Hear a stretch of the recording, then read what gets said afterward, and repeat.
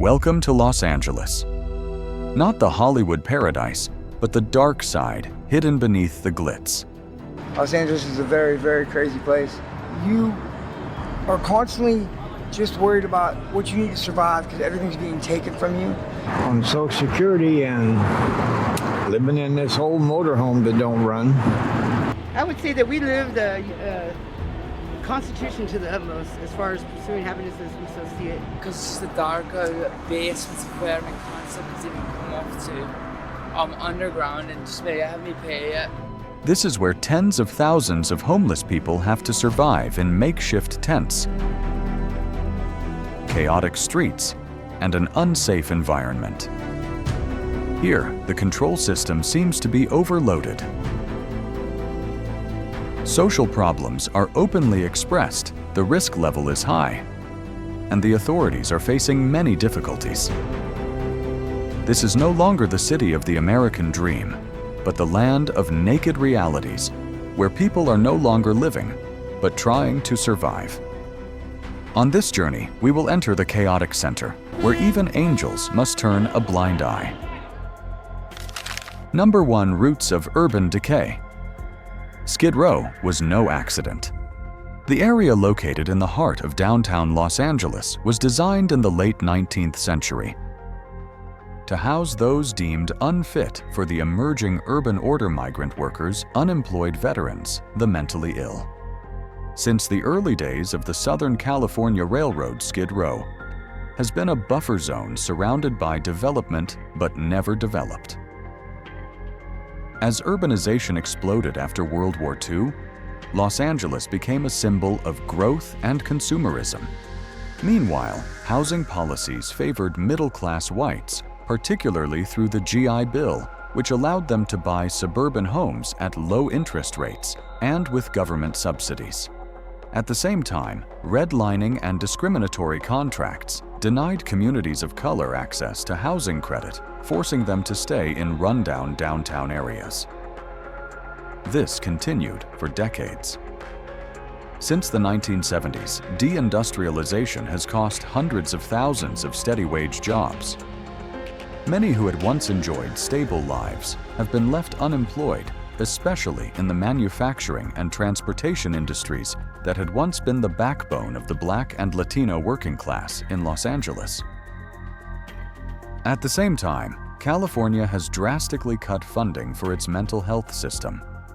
The closure of inpatient treatment facilities without a community-based alternative has pushed thousands of people out of hospitals, but not into a place they can call home.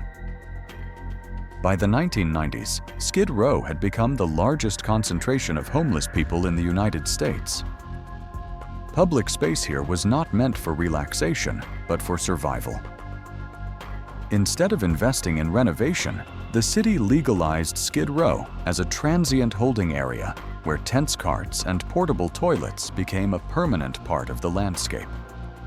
Los Angeles's income inequality is among the highest in the country, with a Gini coefficient of 0.47 in 2021, far above the national average. The disparity is so stark that on the same street, one person can buy a $2 million apartment, while a few feet away, another is cooking instant noodles on a camping stove. Urban cracks are not just about housing. They are tied to a history of displacement discrimination and exclusionary resource allocation. Skid Row, a place society has chosen to ignore, reflects a collective decision to move the problem rather than solve it. Now let's look at how current policies and laws are addressing or exacerbating this crisis, not just on paper, but in real life. Number 2. Policy problem. Los Angeles has been a testing ground for many of the nation's most pioneering anti-homelessness programs. Yet in practice, many of the solutions remain mired in a vicious cycle, from strategy to funding to implementation. The current state of affairs is a direct result of decades of policy gaps and people-centered priorities. In 2022, Mayor Karen Bass declared a state of emergency for homelessness in the city, paving the way for the Inside Safe program. The goal was to move people out of tent encampments by using abandoned hotels as temporary housing. By the end of 2023, about 21,600 people had been placed in temporary housing, while more than 75,000 people remained homeless in Los Angeles County. The numbers suggest that while the effort is commendable, it is not enough to make a fundamental difference.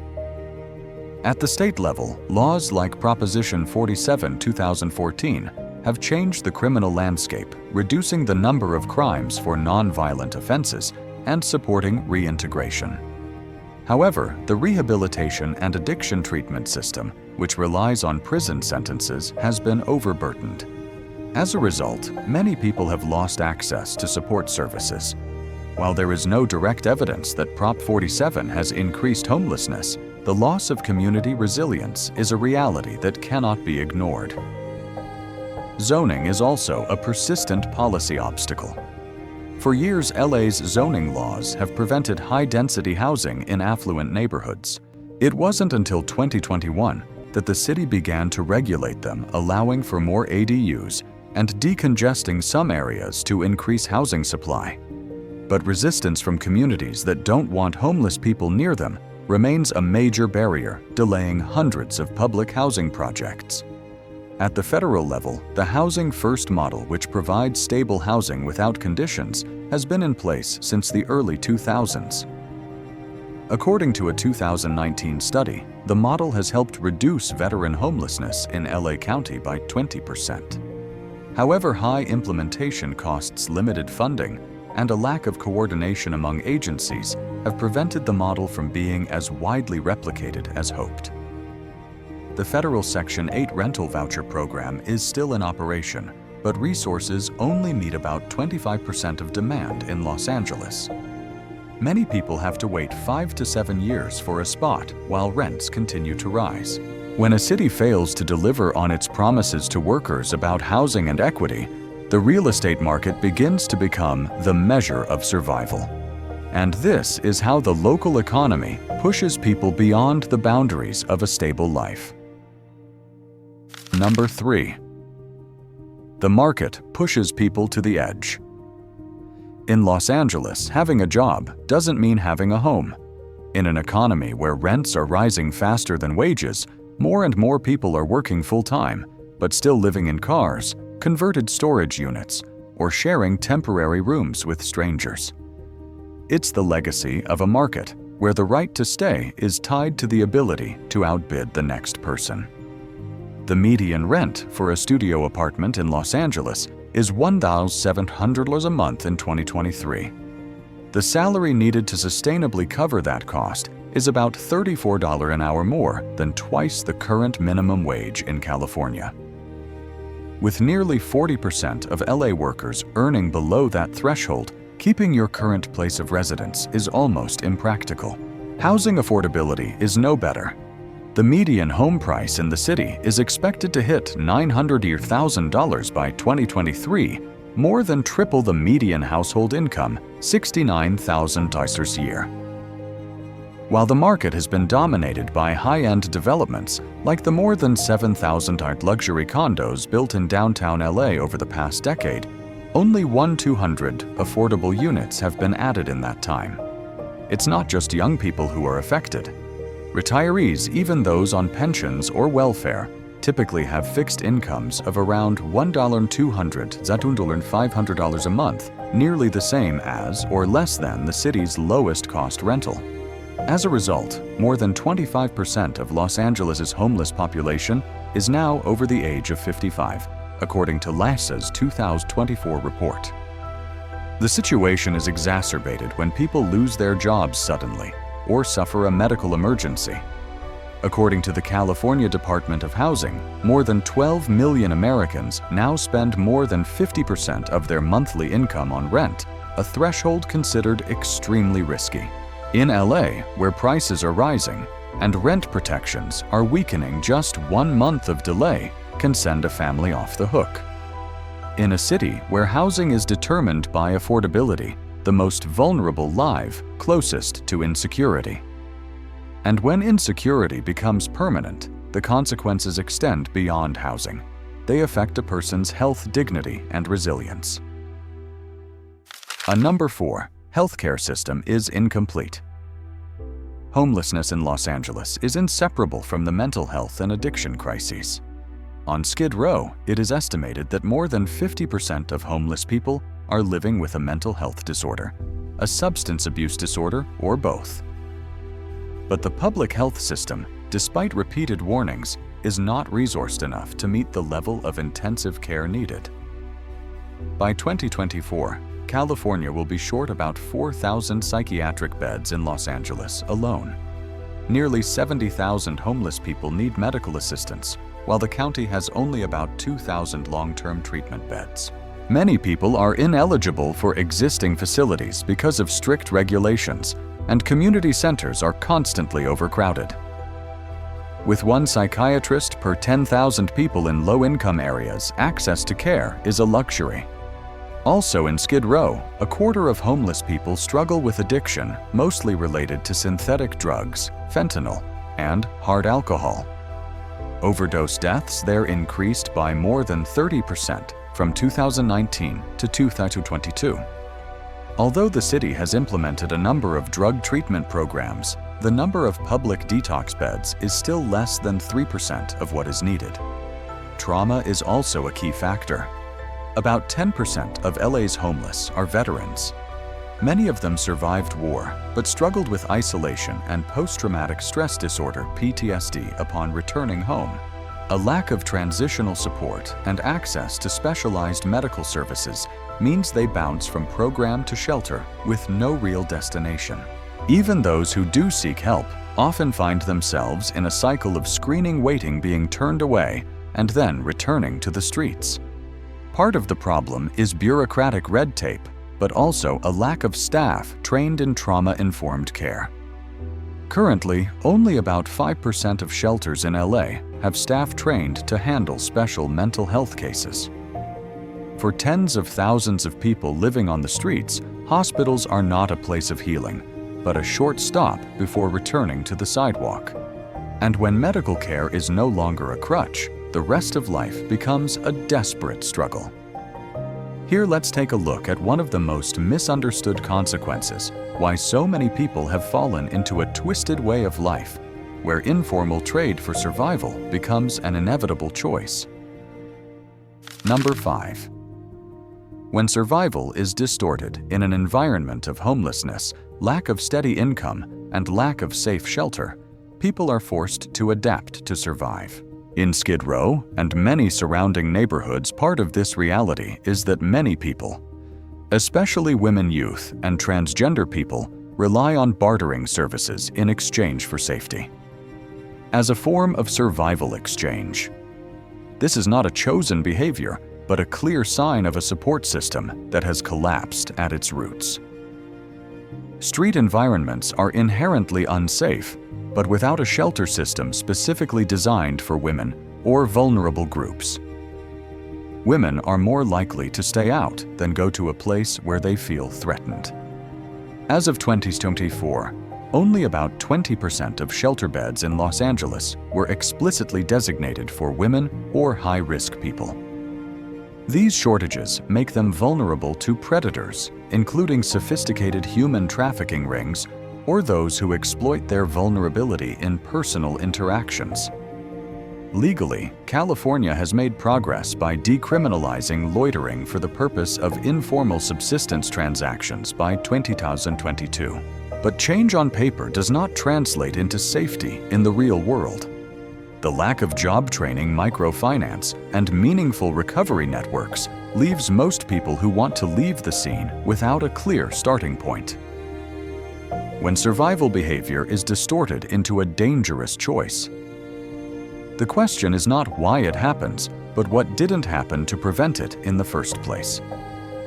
Next, let's look at how communities and governments respond, and whether anyone is actually taking a proactive role in addressing this crisis. Number 6. Community and force intervention. Los Angeles's response to the homelessness crisis reflects a tug-of-war between two approaches.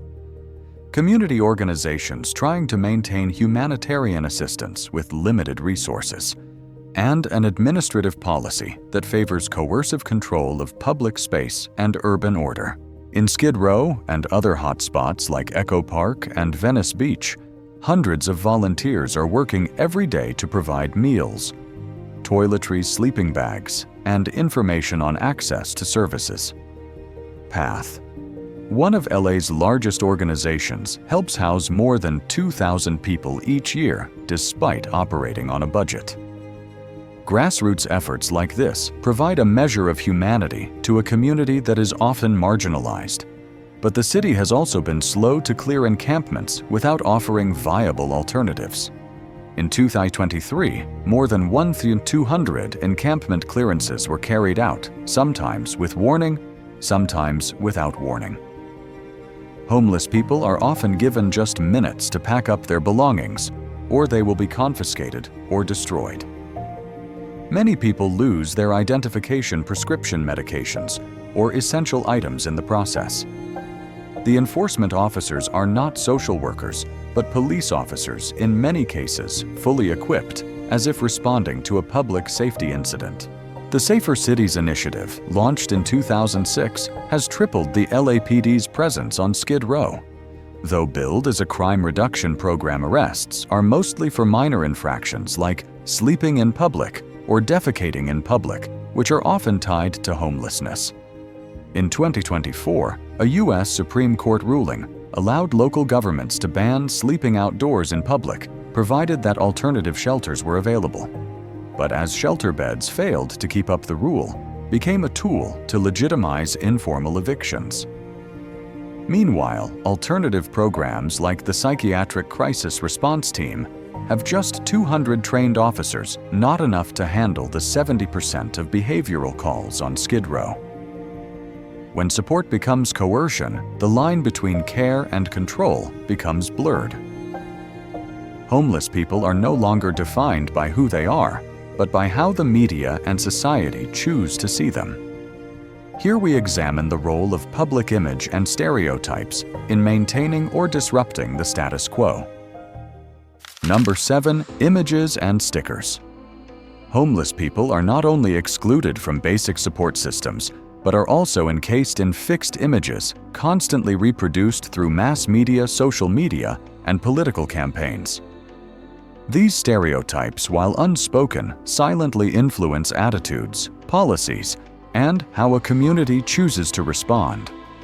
Local television news often focuses on images of burned-out tent encampments, clashes between homeless people and local residents, or crimes committed by individuals with substance abuse issues. Negative content accounted for more than 60% of Skid Row-related posts on the X, formerly Twitter platform, according to a 2023 media analysis. This approach creates a default image the homeless are the source of trouble, rather than the product of a series of societal failures. In cinema, works like The Soloist and Time Out of Mind have attempted to offer a sympathetic perspective, but they often fall into the trap of dramatizing the individual, while the majority of audiences are left without access to the policy picture or underlying causes. The success stories that are shared are often isolated, reinforcing the perception that anyone who tries can get out, despite the fact that most homeless people lack the basic tools to start over. The most obvious impact of stereotypes is at the policy level. According to a 2023 survey in Los Angeles, 55% of people support banning tents in public places, a figure significantly higher than the percentage who support increasing public housing funding. When fear is fed daily by negative images, the political response is more likely to favor short-term solutions, cleanup, crackdown cleanup, than long-term investment in humane solutions. Images can be either blurred or clear, and as Los Angeles struggles to find its way, perhaps the mirrors of places that have already weathered this crisis can provide a clearer view of what really works. Here are some actionable, not just theoretical lessons from successful models at home and abroad. Number 8, the real way out. Not every city is helpless in the face of the homelessness crisis. Some have demonstrated that with a coordinated strategy, clear political will, and transparent funding mechanisms, reducing and even eliminating homelessness is entirely possible. Houston, Texas is a prime example in the United States. Between 2012 and 2022, the city reduced its homeless population by more than 60% through a coordinated effort between nonprofits, government agencies, and property owners. They established a central management system for all homeless records, prioritizing long-term housing over temporary solutions. In 2022, alone more than 2,000 units were secured from the private sector through formal partnerships between the city and landlords. In Europe, Finland is the first country to virtually eliminate long-term homelessness thanks to a comprehensive housing-first model. Instead of requiring homeless people to undergo drug treatment, medical treatment, or psychological counseling before being granted housing, the model provides stable housing first, along with social support based on need. As of 2023, more than 4,000 supportive apartments have been built across the country, with an investment of more than 300 million euros from the central government. Another approach comes from Portugal, where homelessness has fallen dramatically since the government combined decriminalization of drug use with heavy investment in community-based recovery. With a ratio of 1 social worker per 500 residents in key areas, intervention effectiveness has been significantly increased, especially among high-risk populations. Los Angeles has the ingredients to do the same: ample financial resources, more than $1.3 billion dedicated to homelessness programs by 2023, a robust civic organization ecosystem, and existing infrastructure. What's lacking, however, is strategic coordination and interconnectedness across levels of implementation. Each city is unique, but the general principle remains true. Housing must be the foundation, not the reward. And when that foundation is in place, people, regardless of their past, can begin anew. The end of this journey is a reflection. Can the American dream still heal what it has left behind? Number 9. A dream of Reconstruction. Los Angeles was once the living embodiment of the American dream, a place where anyone could come and build a life from scratch. But today, the city is witnessing the opposite. Tens of thousands of people who once had jobs, paid taxes, and believed in the system are being pushed to the margins, living under makeshift shelters next to multi-million-dollar buildings. The homelessness crisis here is not rooted in a single cause. It is a combination of policy failures, market pressures, inadequate health services, discriminatory zoning, and prejudice-driven social psychology. But for that reason, the solution does not lie in a single industry. It requires structural change, political thinking, and community responsibility that goes beyond the immediate. In 2024, more than 75,000 people in Los Angeles will be living without stable housing. This is no longer a marginal issue. It is a clear indicator of the health of our society. When an economy forces people with fixed incomes to live in their cars, when a city spends billions on urban development but fails to protect its seniors, when a recent college graduate worries more about rent than about a job, this is no longer an individual problem. It is the result of collective choices. But every crisis brings with it the possibility of rebuilding. It is within the city's power to restructure housing strategies, strengthen intersectoral coordination, and upgrade social service capacity. It is important to see homeless people not as a group in need of help, but as part of the community deserving of access to basic rights like everyone else. Thank you for taking the time to follow the entire journey with NVL Travel Documentary. What is happening in Los Angeles is not a distant story, but a mirror of what a society can become when the most vulnerable are left behind. If you find this content valuable, please like, share to spread the information to more people, and subscribe to the channel so you don't miss the next documentaries. We always appreciate all opinions from viewers. You can leave a comment below to expand the conversation. See you on the next Journeys.